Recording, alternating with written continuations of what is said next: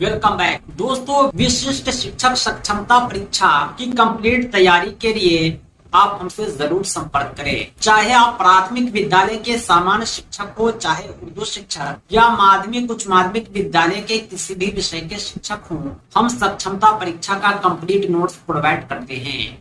हमारे PDF notes आपके WhatsApp पर और प्रिंटेड बाय पोस्ट आपके द्वारा उपलब्ध कराए गए पते पर भेजे जाते हैं। हमारे नोट्स को प्राप्त करने के लिए संपर्क करें 7631314948 पर। इस नंबर पर आप कॉल भी कर सकते हैं, व्हाट्सएप भी।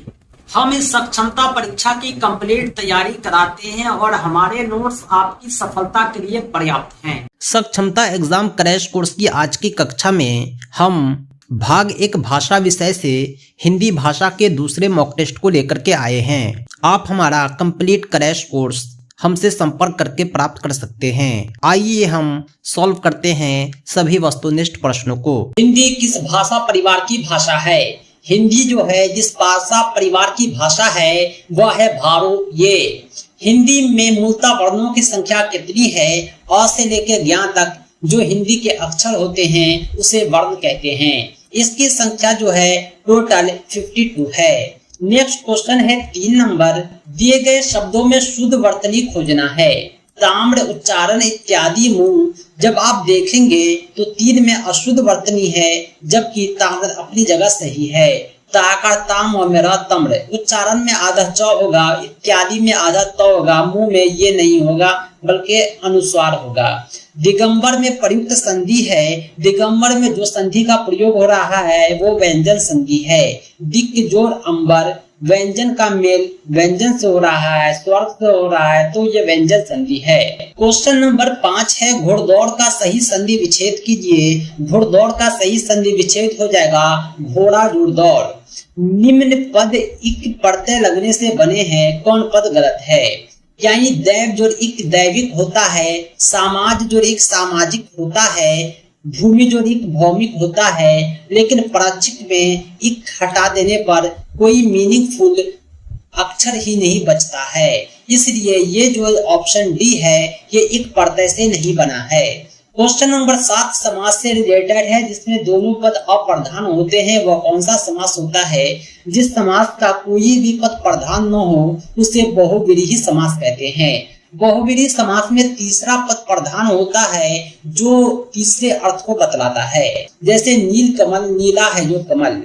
अगला क्वेश्चन है 8 नंबर। शब्द रचना के आधार पर बताइए कि कौन सा योग रूढ़ है। 4 ऑप्शन हम आपको दिखाते हैं। पवित्र को देखिए तो पवित्र जो है योग रूढ़ नहीं है बल्कि रूढ़ शब्द है। कुशल, विनिमय ये सब जो है रूढ़ है, लेकिन जलज को देखेंगे ये योग रूढ़ है जिसका अर्थ होता है कमल। गीदड़ का स्त्रीलिंग क्या होगा? जो मेल गीदड़ होता है उसको गीदड़ कहते हैं, लेकिन जो फीमेल गीदड़ होता है उसे क्या कहते हैं? उसे गिदड़ी कहते हैं, गिदड़ी। यहाँ पे पॉइंट होगा। तनु का पर्यायवाची क्या होगा? तनु का पर्यायवाची होता है शरीर। तनु को शरीर भी कहते हैं। नेक्स्ट क्वेश्चन है 11 नंबर। महान का विलोम क्या होगा? कोई व्यक्ति है बहुत महान है, उसका ठीक उल्टा कोई व्यक्ति है जो क्षुद्र है। प्राचीन भारत में जब छुआछूत था तो किसी को क्षुद्र कहा जाता था, किसी को महान कहा जाता था। जो दूसरों के सहारे जीवित रहे, अनेक शब्दों के लिए एक शब्द है, उसे क्या कहते हैं? उसे परोपजीवी कहते हैं, यानी यह दूसरों के उपकार से ही जीवित है। नेक्स्ट क्वेश्चन है राजनीति अब एक व्यवसाय बनती जा रही है जो गुंडागर्दी के बल पर चलती है।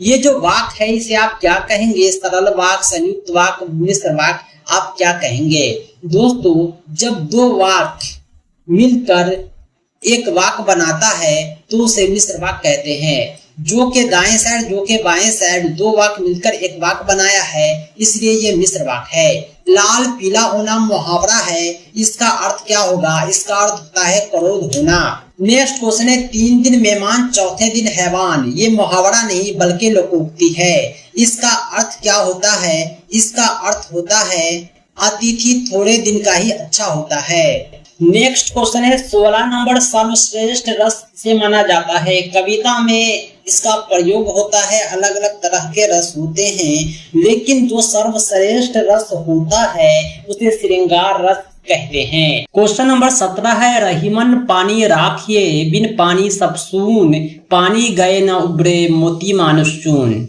यहाँ पर आप देखेंगे तो सून चून एक हम वजन है, ऐसा लगता है कि दोनों जो है एक भार में है।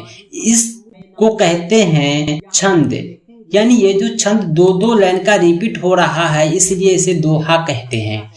नवल सुंदर श्याम शरीर में कौन सा अलंकार है? नवल सुंदर श्याम शरीर, ये जो है श्याम का उल्लेख कर रहा है कि इसका शरीर सुंदर है, नवल है, इसलिए इसे उल्लेख अलंकार कहेंगे।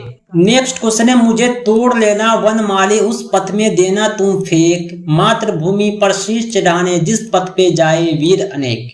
इस पंक्ति के रचयिता कौन है? आपकी पाठ्य पुस्तक में ये पंक्ति है, इसके रचयिता है माखन लाल चतुर्वेदी। पाठ का नाम है पुष्प की अभिलाषा। देशज शब्द नहीं है, देशज कहते हैं कि देश की बोलचाल में जिस शब्द का प्रयोग होता है, जैसे डिबरी, पगड़ी, ढोर, ये जो पुष्कर है ये तत्सम है, ना कि देशज। सही जवाब है ऑप्शन डी। नेक्स्ट क्वेश्चन है, सरजू भैया पाठ के लेखक कौन है? सरजू भैया पाठ के लेखक है राम वृक्ष बेनीपुरी। अरमान पाठ के लेखक कौन है? अरमान आपकी पाठ पुस्तक का पाठ है, इसके लेखक है राम नरेश त्रिपाठी।